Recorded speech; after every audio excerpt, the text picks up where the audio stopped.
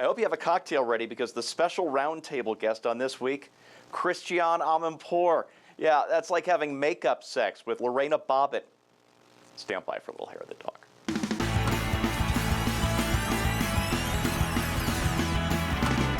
All that plus the rest of the week's politics on our Powerhouse Roundtables with George Will, Donna Brazil, Matthew Dowd, Peggy Noonan, Howard Dean, Jeffrey Goldberg, and Christian Amanpour. And you know what? That's as much of Amanpour as I'm going to make you watch.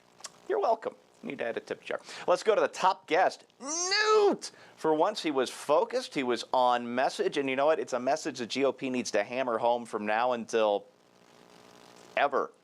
This president and his Secretary of Anti-Energy, Dr. Chu, have as a goal getting us to pay European-level prices of $8 or $9. Dr. Chu was clear about that before he became secretary. He wants us to get to be a European-level price structure of $8 or $9 a gallon. He said this week in testifying in the House, he has no intention of trying to lower the price of oil or the price of gasoline. Seriously, if people don't remember Barack Obama 30 years from now the exact same way they remember Jimmy Carter, just, you know, a one-term disaster, then we're doing it wrong. You know what? Actually, Obama is worse. He's worse than Carter because Carter didn't mean to jack up the price of gas. He was just, you know, it's just an idiot. He was incompetent. Obama's doing this stuff on purpose. He's not failing. He's succeeding. That's right, and I can prove it. Let's go to David Axelrod, and I think you'll see what I mean. Is the secretary right? Are lower gas prices not the president's goal? Well, first of all, I think your questioner earlier to Speaker Gingrich raised an important point. Look! Over there! Look! Republicans are stealing your lady parts! George Bush! Mess we inherited! Free condoms! Save GM! Stimulus work!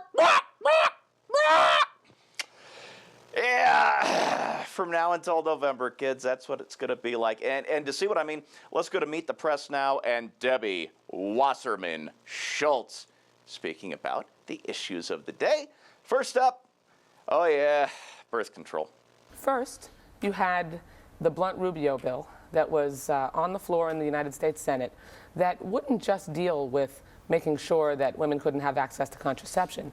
It would actually say that any boss could use their own moral conviction to decide what access to health care their employees could have. Republicans are going to steal your free condoms! Run!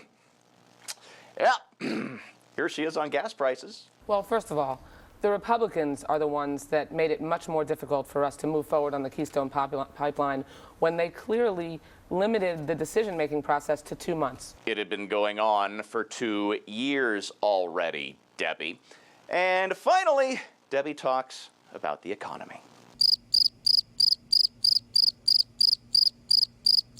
Well, you knew this was coming, and that's enough to earn Debbie Wasserman Schultz this week's Eyebrow of Total Disdain.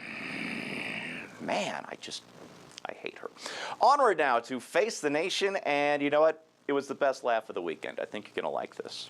So you see multiple winners on Super Tuesday, and I take it you're thinking that if you can win in Georgia, then that gives you a good chance in Alabama and Mississippi. And so you don't see this thing ending anytime soon. Do you think there's any chance anybody else can get into this race? Mitch, they're laughing at you, buddy. I'm sorry. You know what? I'm crying. Next guest on Face the Nation, Ron Paul. He was calling in from Alaska. It's sort of a Super Tuesday state, honest. And he had a nice little moment with Bob Schieffer. Seriously, here it is.